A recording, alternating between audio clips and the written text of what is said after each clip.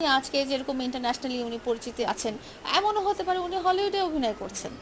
লোকজন সমালোচনা করতে বেশি ভালোবাসে, আলোচনা একটু কমই করে। কিন্তু দিন শেষে দেখেন সমালোচনা তাদেরকে নিয়ে করে যারা সমালোচনা অযোগ্য, কিন্তু আপনাকে নিয়ে আমাকে নিয়ে কেউ কোনো সমালোচনা করে না সহজে।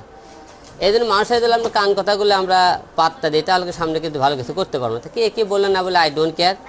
আপু কিন্তু মানুষের এত সমালোচনার মুখে পড়ে কিন্তু থেমে নেয় কিন্তু।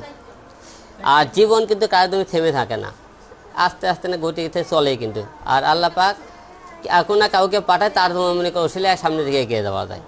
তো আপুর অনেক ঝড় তুফানের পরে এখনও দেশে সামনে আপনার সামনে ক্যামেরার সামনে আসতেছে, কথা বলতেছে, শুক্রিয়া।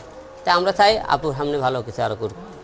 আপু এবং আপনি দুই সেক্টরের সুপারস্টার বলা যায়, এবং সেই জায়গাটা আসলে মানে কতটা কঠিন ছিল যে এই যে দর্শকের ভালোবাসা, অনেকেই অ্যাপ্রিসিয়েট করছে, অনেকেই নেগেটিভ মন্তব্য করছে, মানে তারপরেও মানে সবার ঊর্ধ্বে তো মানুষের ভালোবাসা, মানে সেই ভালোবাসাটা অর্জন করতে গিয়ে মানে কতটা স্ট্রাগল করতে হয়েছে, মানে একটু আপনার কাছে জানতে চাই। আপনি আমাদের জীবনটাই শুরু আছে নেগেটিভ দিয়ে, পজিটিভ না।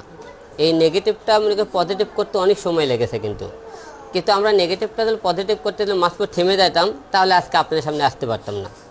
তা আসতে গেলে কিন্তু নেগেটিভ পজিটিভ দুটোই আমাদের হজম করতে হয়েছে। তাই আপনারা দেখবেন যেগুলোকে সহজে কোনো কাজে আপনারা গ্রহণ করেন না, আমাদেরকে গ্রহণ করে নিতে হয়।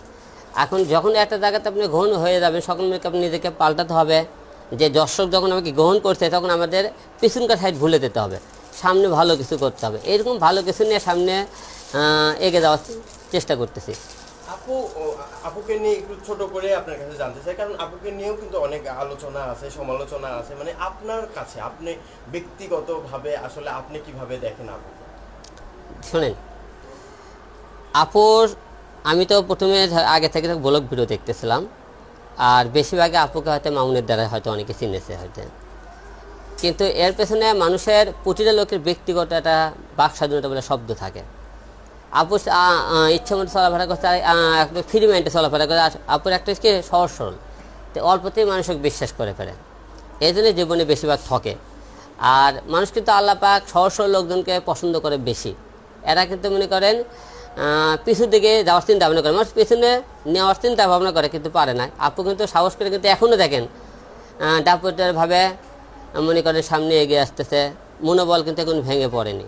তো এটাই সাহসের পরিচয়, বুঝছেন। নেগেটিভ কোক মানুষ, কিন্তু যারা নেগেটিভ কথাবার্তা বলে তাদেরকে এই জায়গাতে আসতে বলুন।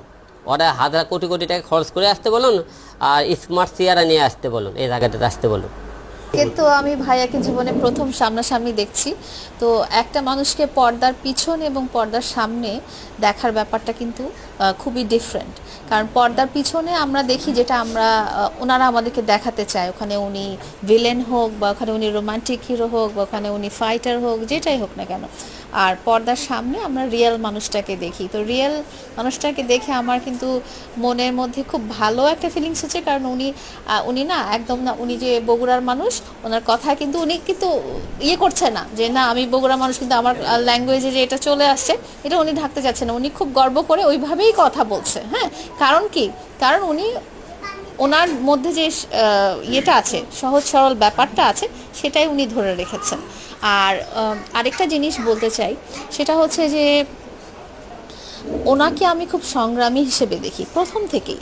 উনি আজকে যেই জায়গাটায় এসেছেন, হ্যাঁ, উনি নিজে কষ্ট করে নিজে একাই যতটুকু করা সম্ভব সব কিছু করে, ওনার স্ট্রাগলটা কিন্তু একদিনের না, এটা অনেক বছরের। উনি কিন্তু একদম জিরো থেকে এসেছেন। ওনার কিন্তু তখন ওনাকে যেভাবে কেউ চিনতো না, ওনার এমন ফিনান্সিয়াল সাপোর্ট ছিল না, বা এখন যেরকম ওনার আশেপাশে ঘিরে অনেক মানুষ থাকে, এইসব মানুষগুলো কিন্তু তখন ছিল না। ওই পর্যায় থেকে উনি আজকে যেভাবে পাবলিক ফিগার হিসেবে এসেছেন এবং ইন্টারন্যাশনালি ওনার একটা পরিচিতি হয়েছে, হ্যাঁ, সেই পরিচিতিটা উনি নিজে অর্জন করে নিয়েছেন নিজের পরিশ্রম দ্বারা, নিজের মেধা দ্বারা, এবং তার মধ্যে ভিতরে ওই কোয়ালিটিটা আছে বলে।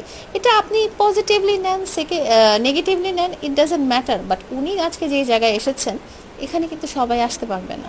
হ্যাঁ, ওনার মধ্যে এই গুণাবলীটা আছে দেখেই উনি আসতে পেরেছেন। এখন সেটা আপনি যেভাবেই দেখেন না কেন, এটা কিন্তু সহজ ব্যাপার না।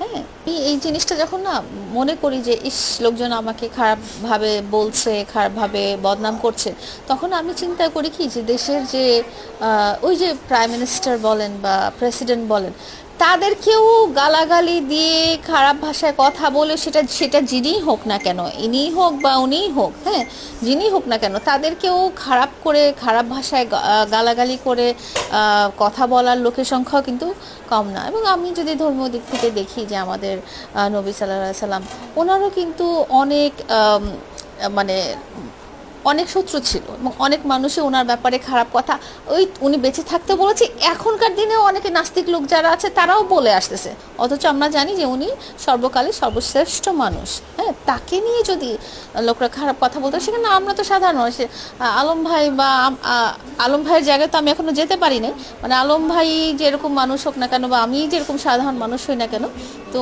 আমাদেরকে নিয়ে লোকজন খারাপ বলবেই।